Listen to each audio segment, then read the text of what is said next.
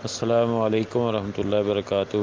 سوال یہ کیا گیا ہے، جس عورت کا خاوند فوت ہو جائے اس کی عدت کی مدت کتنی ہے اور وہ کن کن افراد سے پردہ کرے گی؟ الحمدللہ رب العالمین والصلاة والسلام علی سید الانبیاء والمرسلین، اما بعد فاعوذ باللہ من الشیطان الرجیم، بسم اللہ الرحمن الرحیم۔ الیوم اکملت لکم دینکم واتممت علیکم نعمتی ورضیت لکم الاسلام دینا۔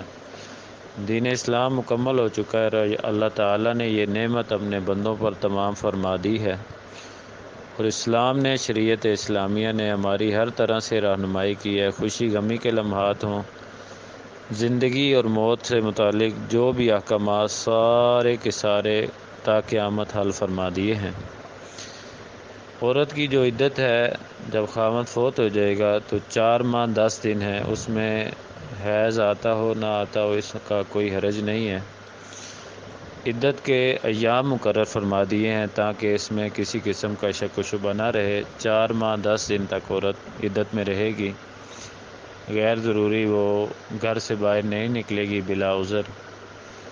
اسی طرح خوشبو وغیرہ نہیں لگائے گی، زیادہ شوخ رنگدار کپڑے نہیں پہنے گی، تو بناؤ سنگار بھی نہیں کرے گی۔ تو یہ عدت کے ایام گزارے گی اس طرح۔ باقی رہا سوال کا دوسرا حصہ کہ عورت کن افراد سے پردہ کرے گی۔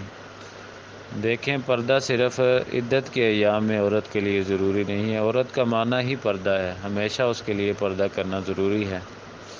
کچھ ایسے رشتے ہیں جن سے وہ پردہ نہیں کرے گی، اور اس کے علاوہ جتنے بھی رشتے ہوں گے جن سے نکاح زندگی کے کسی حصے میں بھی جائز ہو، اس سے پردہ لازم اور ضروری ہے۔ اللہ تعالیٰ سب مسلمان ماؤں بہنوں کو دین اسلام کی سمجھ عطا فرمائے۔ عورت جو ہے وہ اپنے محرم مردوں سے پردہ نہیں کرے گی، اور عورت کا محرم وہ ہوتا ہے جس سے ہمیشہ کے لیے نکاح حرام ہو۔ نکاح کے حرام ہونے کے 3 اسباب ہیں۔ ایک تو قرابت داری، رشتہ داری ہے، دوسرے نمبر پر دودھ کا رشتہ، اور تیسرے نمبر پر سسرالی تعلق جو ہے، اس بنا پر نکاح حرام ہو سکتا ہے۔ سب سے پہلے جو قرابت داری کی وجہ سے محارم کی تفصیل ہے، اس میں آباء و اجداد یعنی باپ دادا، اس میں دادا نانا سب آ جاتے ہیں، اوپر تک پردادا پڑنانا سارے شامل ہیں۔ پھر بیٹوں میں عورتوں کے بیٹے، ان میں جو بیٹے اور پھر آگے ان سے نیچے تک پوتے نواسے سارے شامل ہیں، بیٹوں کی اولاد ہو یا بیٹیوں کی نیچے تک۔ اسی طرح تیسرے نمبر پر عورتوں کے بھائی، ان میں حقیقی بھائی جن کا ماں باپ ایک ہو، یا پھر باپ کی طرف سے بھائی یا ماں کی طرف سے تمام بھائی اس میں شامل ہوتے ہیں۔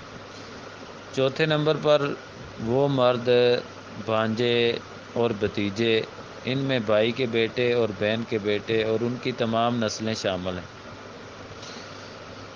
پانچویں چچا اور ماموں، یہ بھی والدین کے قائم مقام ہیں، یہ دونوں نسبی طور پر محارم میں شامل ہوتے ہیں، انہیں والدین کا درجہ میں دیا جاتا ہے۔ بعض دفعہ چچا کو بھی والد کہہ دیا جاتا ہے۔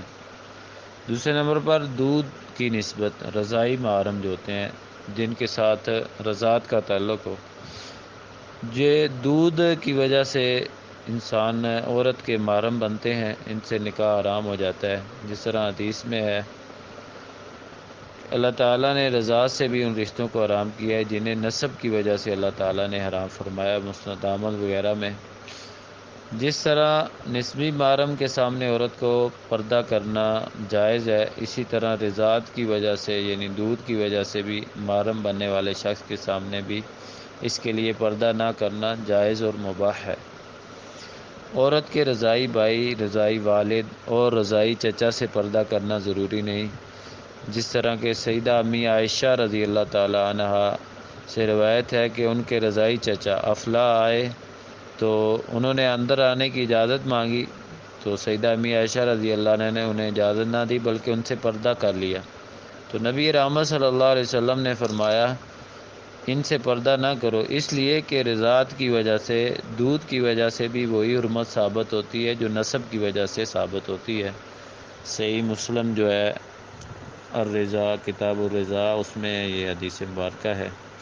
تو اس حدیث کے مطابق رضائی محرم بھی جو نسب کی وجہ سے رشتہ داری میں جن سے پردہ نہ کرنا جائز ہے وہ اس میں شامل ہے۔ تیسرے نمبر پر سسرالی، عورت کے سسرالی محرم میں جو رشتہ دار ہیں جن سے شادی کی وجہ سے ابدی طور پر نکاح حرام ہو جاتا ہے، جیسا کہ سسر اور اس کا بیٹا یا داماد وغیرہ۔ والد کی بیوی کے لیے جو سسرالی محرم ہے وہ بیٹا ہوگا جو اس کی دوسری بیوی سے ہو۔ سورہ نور کی آیت مبارکہ نمبر 31 میں اللہ سبحانہ وتعالیٰ نے سسر اور خاوند کے بیٹوں کو شادی کی وجہ سے محرم قرار دیا ہے اور انہیں باپوں اور بیٹوں کے ساتھ ذکر فرمایا ہے، اور انہیں پردہ نہ ہونے کے حکم میں اللہ تعالیٰ نے برقرار رکھا ہے۔ تو ان رشتہ داروں سے جو ہے محرم رشتہ داروں کے علاوہ جتنے بھی رشتہ دار ہیں ان سے پردہ ضروری ہے، عورت کو پردہ کرنا چاہیے، خواہ وہ چچا، پھوپھی، خالہ، ماموں، جس کسی کے بیٹے کیوں نہ ہو، تو ان ساروں سے پردہ کرنا ضروری ہے، وہ نند کے بیٹے ہوں یا جو بھی ہوں، وہ عدت کے ایام ہوں یا عدت کے علاوہ ہوں۔ ہاں جو بڑی عورتیں ہیں، عمر رسیدہ عورتیں ہیں، تو ان کے لیے عام حالات میں اگر ان سے پردہ نہ بھی کریں تو ان کے حق میں جائز ہے۔ باقی عورتوں کے لیے حکم ہے پردہ کریں، ان رشتہ داروں کے علاوہ جو ذکر کیے ہیں سب سے۔ واللہ عالم بالصواب۔